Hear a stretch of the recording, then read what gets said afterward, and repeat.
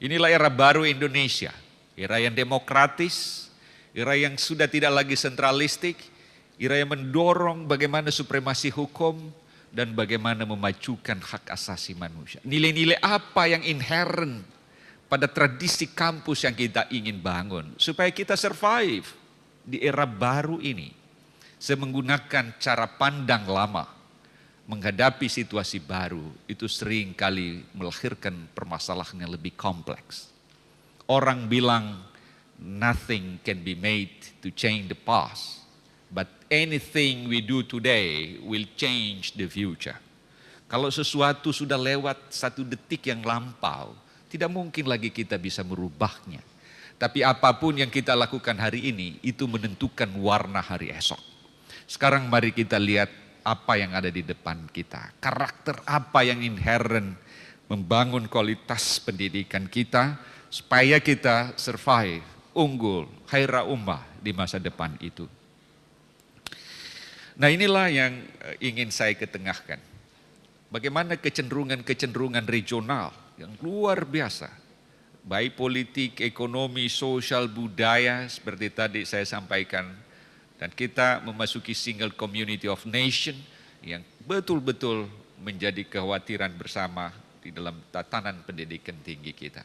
Jadi nanti perguruan tinggi satu dengan perguruan tinggi lain akan kehilangan batas-batas geografisnya. Seperti tadi disampaikan oleh Pak Rektor, kita sudah punya cyber system, jadi baru saja kita menyampaikan sesuatu terus seluruh dunia bisa melihat apa yang kita lakukan. Bahkan hari ini itu masuk di dalam jaringan global. Apa yang kita lakukan di ruangan ini dipantau semua.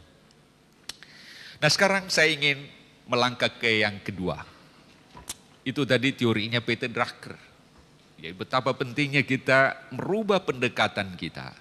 Melihat tradisi akademik kita untuk menjemput era baru, era satu komunitas tunggal di lingkungan bangsa-bangsa di ASEAN. Saya ingin melihat bagaimana sesungguhnya tradisi di satu universitas yang mungkin Pak Rektor, dia di Iowa di Amerika, yang mirip juga keadaannya seperti ini. Beliau meraih PhD-nya, doktornya di sana. Jadi alhamdulillah. Columbia University, satu universitas yang relatif kecil di pinggiran kota New York. Mahasiswanya sekitar 10.000, dosennya hanya 1.000 lebih. Tapi yang menarik saya adalah 76 orang dari dosennya itu mendapat hadiah Nobel. Kan luar biasa. Kita 237 juta jiwa sejak 08, Angkatan Budi Utomo, Kebangkitan Nasional, sampai hari ini belum ada yang dapat Nobel. Jadi kita perlu belajar apa yang terjadi di sini. Kok satu universitas kecil bisa mendapat 76 orang yang meraih hadiah Nobel. Nah ada teman saya namanya Andrea Bartoli. Kebetulan waktu itu saya bersama-sama ada tugas dari Sekjen PBB Kofi Annan. Lalu saya sekitar 2 minggu selalu bersama Andrea. Andrea Bartoli ini dia penasehat Sekjen PBB untuk perdamaian dunia sejak era Kofi Annan, sekarang Ban Ki-moon. Sebelum Kofi Annan ada Boutros Ghali, ada De Klerk dan seterusnya. Jadi ini sangat berpengaruh di dunia. Jadi teman-teman bisa Google siapa itu Andrea, lihat di internet. Dia sekarang juga profesor di International Conflict Resolution di Columbia University. Nah pada suatu hari saya makan siang bersama dengan Andrea di satu restoran kecil di Italian restaurant di universitas itu. Dia ada restoran Italia. Saya kaget. Andrea bilang begini, Dr. Abbas, ketika saya berumur 35 tahun, saya bekerja di sini. Dia tunjuk itu lantai. Sebagai apa? Saya tukang sapu di sini. Jadi cleaning service. Jadi kalau ada yang biasa pel lantai gitu, ya itulah, seperti itulah pekerjaannya Andrea, umur 35 tahun. Nah, waktu itu saya tidak digaji, karena tidak ada dasarnya saya bisa didapat upah. Mengapa? Karena bahasa Inggris saya belum bagus. Supaya saya tidak mati, kata Andrea, ya hanya orang kasih makan aja saya. Jadi selama 2 tahun, without any single earning, kata Andrea, tanpa digaji. Karena tidak patuh saya digaji. Saya baru datang dari Milan, saya bisa bahasa Italia, bahasa Inggris saya belum bisa. Jadi akhirnya saya belajar sungguh-sungguh sehingga 2 tahun bahasa Inggris saya bagus. Saya baru dapat beasiswa S1, diambil sosiologi. Dia pelajari bagaimana orang damai, bagaimana orang berkelahi, kenapa mahasiswa kalau mau demo ya. Saya kira adik-adik di sini nggak ada yang suka demo ya. Ini saya lihat baik-baik semua. Luar biasa. Jadi begitu. Nah, dia berprestasi. Setelah selesai S1, dia terus lagi S2. Dengan perhatian mengenai peace. Terus selesai S2, terus lagi ke S3, melihat lagi isu-isu perdamaian seluruh dunia, dan dia doktor. Begitu dia doktor, kajian perdamaiannya luar biasa. Di Timur Tengah, di Afrika, di Asia Selatan, luar biasa. Akhirnya kajian itu diperlukan oleh PBB dan akhirnya dipanggil oleh Kofi Annan menjadi penasehat sekjen PBB untuk perdamaian dunia dan sekaligus dia mengajar di Columbia University untuk International Peace.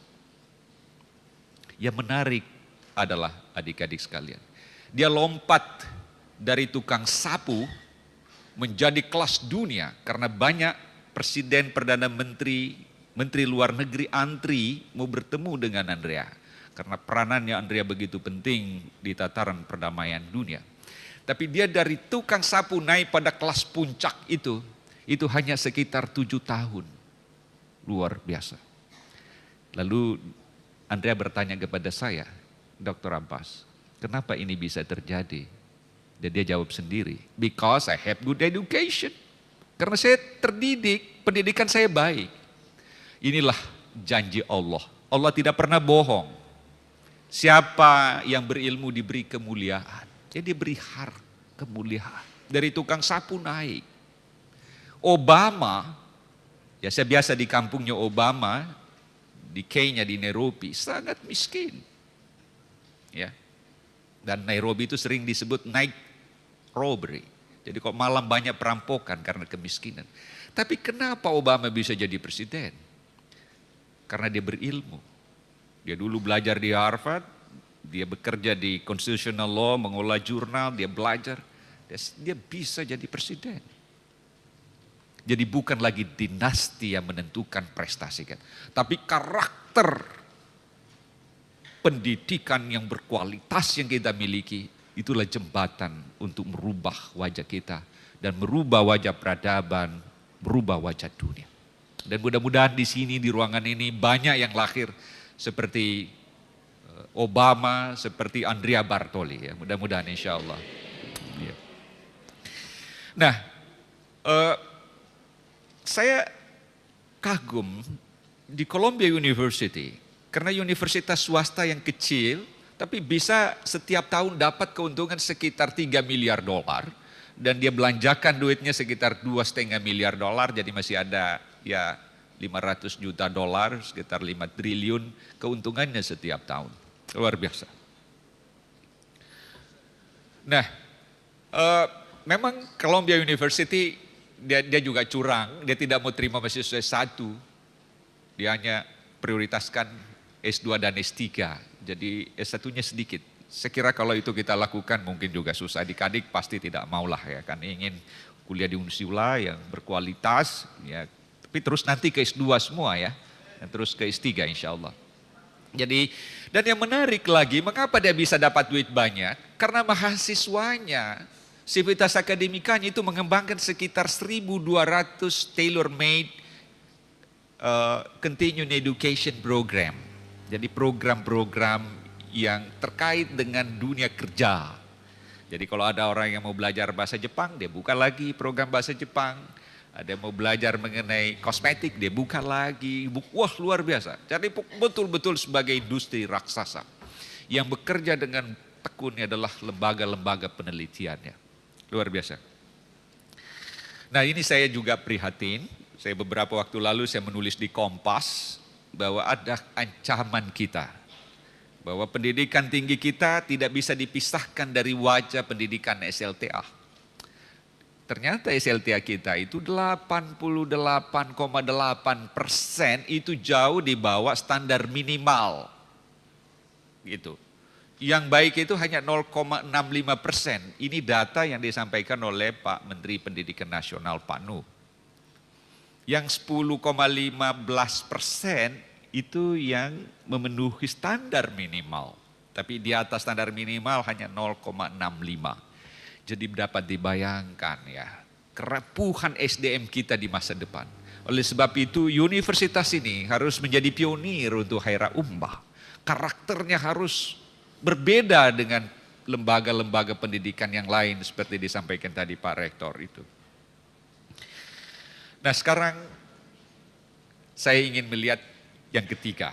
Kalau tadi saya bicara banyak, teori Peter Drucker, lalu saya tunjukkan kebenaran teorinya dengan menunjukkan bagaimana Columbia University dikelola sampai dia bisa mengantar tukang sapu jadi tokoh besar dunia seperti Andrea Bartoli.